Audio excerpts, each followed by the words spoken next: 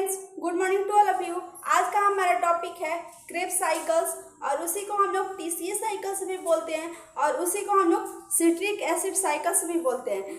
तो टॉपिक को स्टार्ट होने से पहले हमारे चैनल्स को लाइक एंड सब्सक्राइब जरूर कीजिएगा, लाइक एंड सब्सक्राइब करना नहीं भूलिएगा। और तो चलिए हम लोग अपने टॉपिक्स पे कल चलते हैं।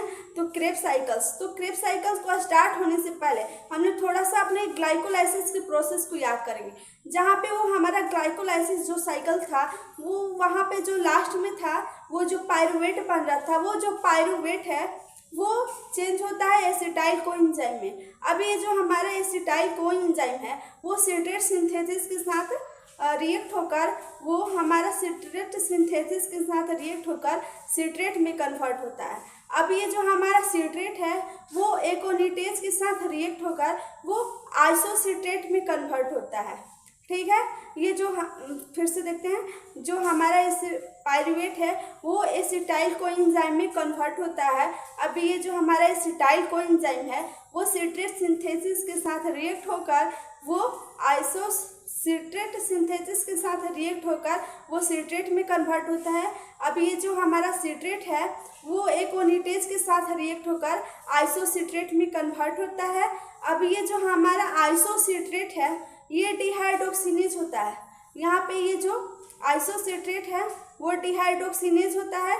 डिहाइड्रोक्सिनेज होकर वो अल्फा कीटोग्लूट्रेट में कन्वर्ट होता है।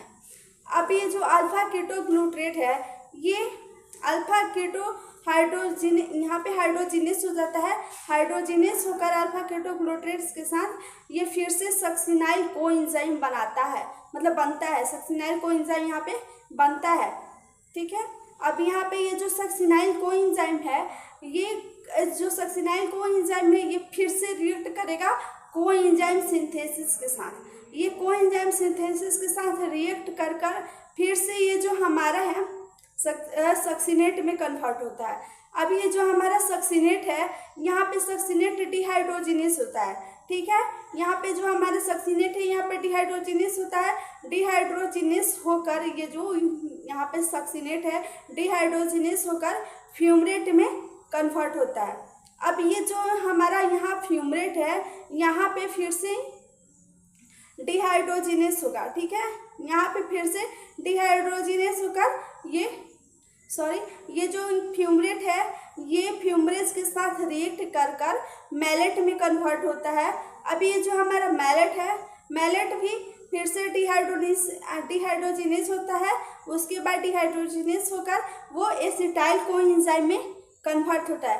तो बस आज के लिए इतना ही और हमारे चैनल्स को लाइक एंड सब्सक्राइब जरूर कीजिएगा, लाइक एंड सब्सक्राइब करना नहीं भूलिएगा। तो बस आज के लिए इतना ही।